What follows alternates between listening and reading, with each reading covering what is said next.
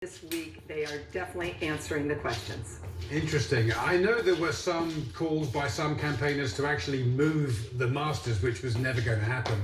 The Masters is only played in Georgia, but the PGA Tour will return to the state later this summer for the Tour Championship, and there are many big sports events here.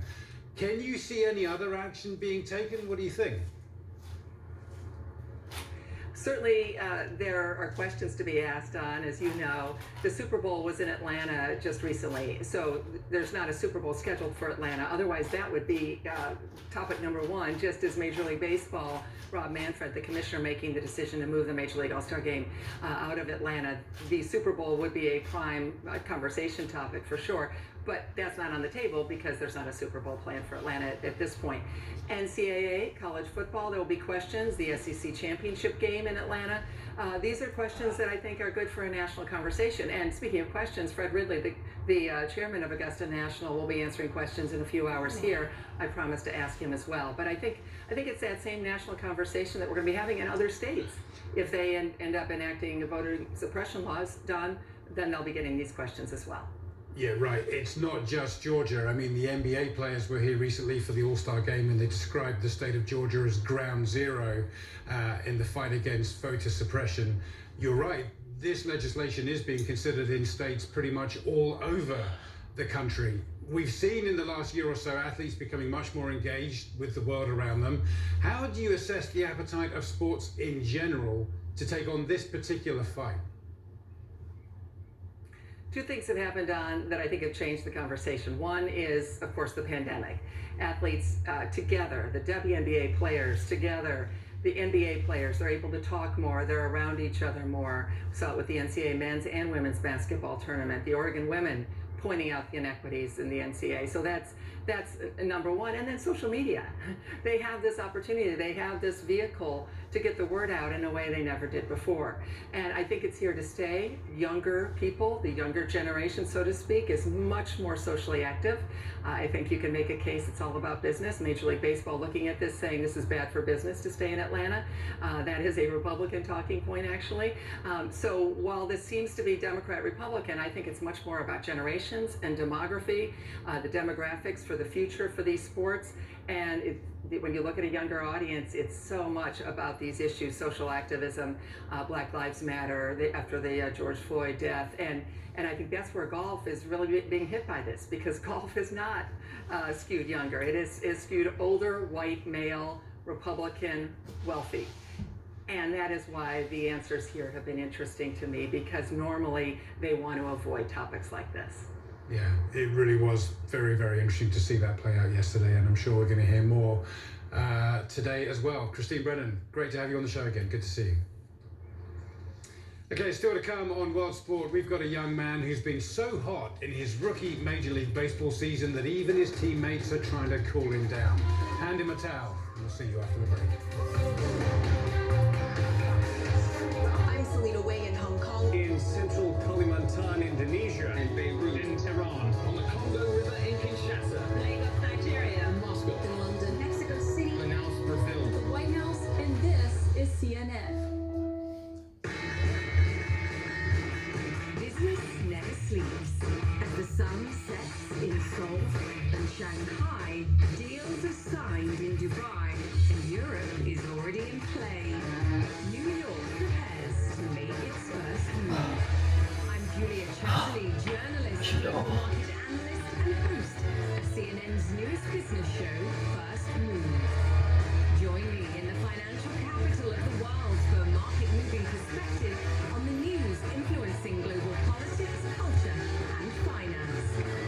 I'll speak to newsmakers, risk takers, and the ultimate game changers. Bold moves, big deals, winning trades. It's all right here. Make CNN your first move. First Move with Julia Chatterley. Tonight on CNN.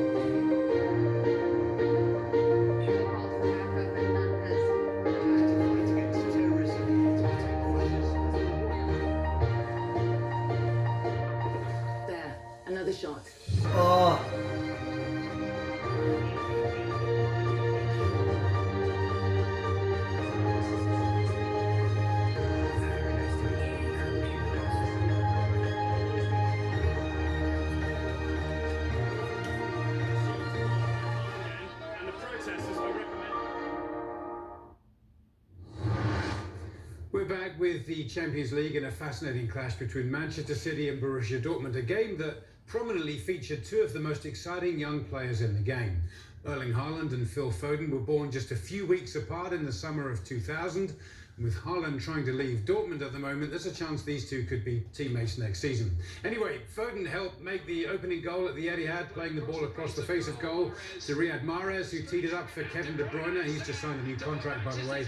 Man City ahead in the first leg of this quarter-final tie. Dortmund could have equalised, but the referee was pretty hasty with the whistle here, ruling that Jude Bellingham had fouled the goalie. Replay suggested that was a harsh decision.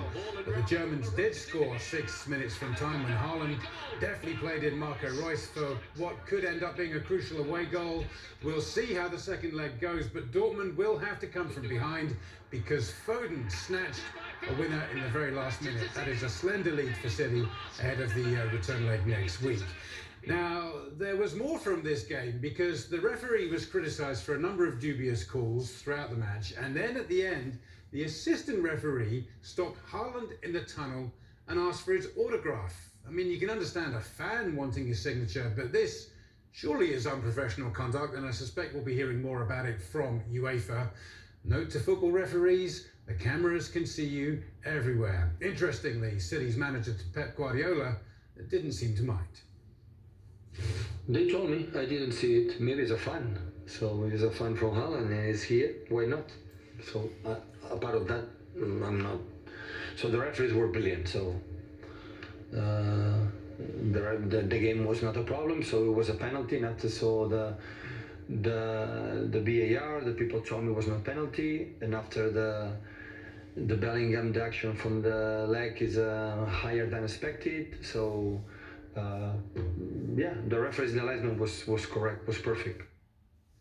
Two more quarter-final matches are coming up in the next few hours, and all eyes will be on Munich, where we have a rematch of last year's final between Bayern and Paris Saint-Germain. For many of the PSG players, the sting of defeat is still pretty fresh, but not for the manager, Mauricio Pochettino, who joined the club since then. And in any case, he says that they're not looking to avenge what happened in Lisbon last August. La revancha deportiva existe siempre. Revenge exists in sport, but I don't believe this is revenge. I believe it's more about showing ourselves we can beat a rival such as Bayern Munich, the champions of Europe, of the world. It's the source of motivation. Also today, Chelsea are away at Porto, and the Blues must wish this game was happening last week. I'll tell you why. At that point, Chelsea was still on a long 14-game unbeaten streak. Nobody had beaten them in any competition since their new manager Thomas Tuchel arrived at the end of January. But then it all went wrong at the weekend. They were smashed by West Brom in the Premier League, after which Chelsea's defender Antonio Rudiger and goalie Kepa got into a training ground bust-up. Manager Tuchel says that they have now buried the hatchet. Things got a little too heated up and the reaction was not okay, but the reaction to it, how the guys handled the situation, especially Tony and especially Kepa, was amazing and showed like how much respect they have in the end for each other, because they sorted it out directly. They cleared the air immediately, and this was the most important. So there was nothing left one day after. All right, as we mentioned earlier in the show, the Masters is about to tee off. For many of us, it is one of our favourite sports events of the year. We'll talk some more about it in just a moment, and to get you in the mood, here is our Rolex Minute.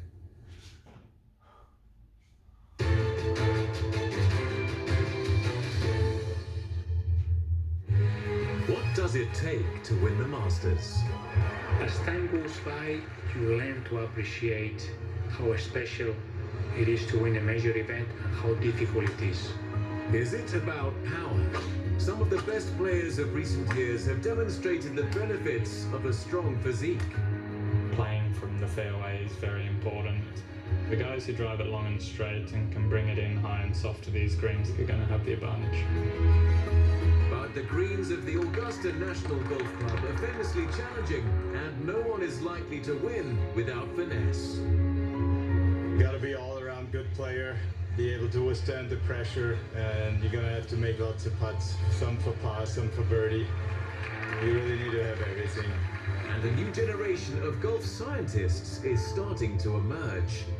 Maybe you need it all. The 85th Masters start on Thursday, the 8th of April.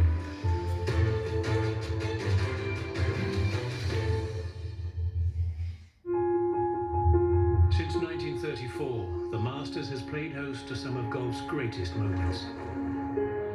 Legends are born here, inspiring future champions, ensuring victory at Augusta National will remain at the pinnacle of golf's finest achievements. Now more than ever, Rolex celebrates the athletes and organizations that continue to bring out the best in sport.